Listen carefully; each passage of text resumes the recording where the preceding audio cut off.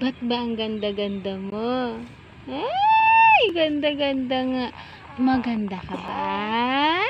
Ha? Maganda ba ikaw? Ching! Ching, ching. Kagigil naman ang baby na yan. Opo. Tingnan niyo naman po, may ipit po ako sa hair ko po. Kasi lang po yung hair ko. See you later. Magpapabakuna si Bella. Bye-bye!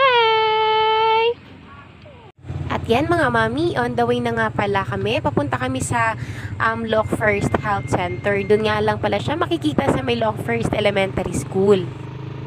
Ngayon yung araw na schedule ni Bella sa pagbalik niya. 3 months old na nga pala si Bella.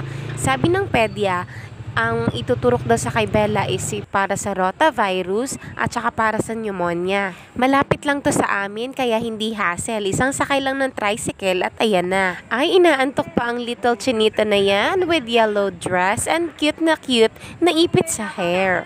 Super bilis lang natapos. Siyempre, nauna kami, kaya nauna ring turukan si Bella. At ayan niya, tingnan niyo yung Bella na yan. Baby na yan, oh.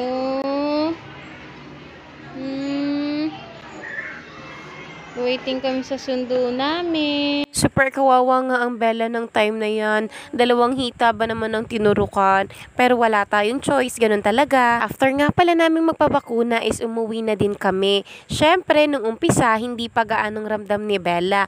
Pero nung pag-uwi na namin sa bahay, mayat maya na siya umiiyak. Pero alam ko namang lalagnatin siya kasi in-advise ako ng pedya na pagdating daw ng bahay, cold compress ko daw yung hita ni Bella kasi lalagnatin siya. At ayan na nga, unti-unti niya nang nararamdaman yung sakit at kirot ng pagkaturok sa mga hita niya. Ayaw niya nang magpalapag. Gusto niya nalang magpahele ng magpahele.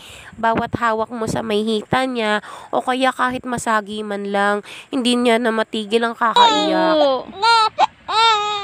Kawawa po, tingnan mo naman po ang batang maganda na yan, no? Iyak-iyak, oh. Opo. Kawawa naman yan, oh. Hindi naman binubuhat, ah. On that day nga, ayaw niya na talagang magpalapag, buhat-buhat na lang. Pero nung second day na, kahit papaano, is hindi niya na masyadong nararamdaman. Pinapainom ko nga lang pala siya ng paracetamol. Pero syempre mga mami, dahil may nararamdaman ng mga baby natin, hindi rin tayo mapakali.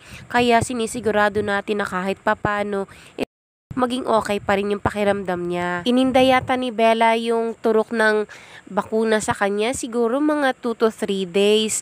Iyak siya ng iyak mga mami, hindi ko malaman nung una kung ano ang gagawin ko. Pero dahil super mom tayo, kakayanin at kakayanan. Salitan nga pala kami ni Mr. sa pag-aalaga kay Bella. Syempre kasi nakakaawa naman ang baby at hindi rin mapakali si Mr. Kaya tinutulungan niya ako. At ito na nga, makalipas ang 3 araw. Eto na, siglang-sigla na uli ang little Bella namin. Makikita mo talaga sa kanya na okay na at wala na siyang iniindang sakit.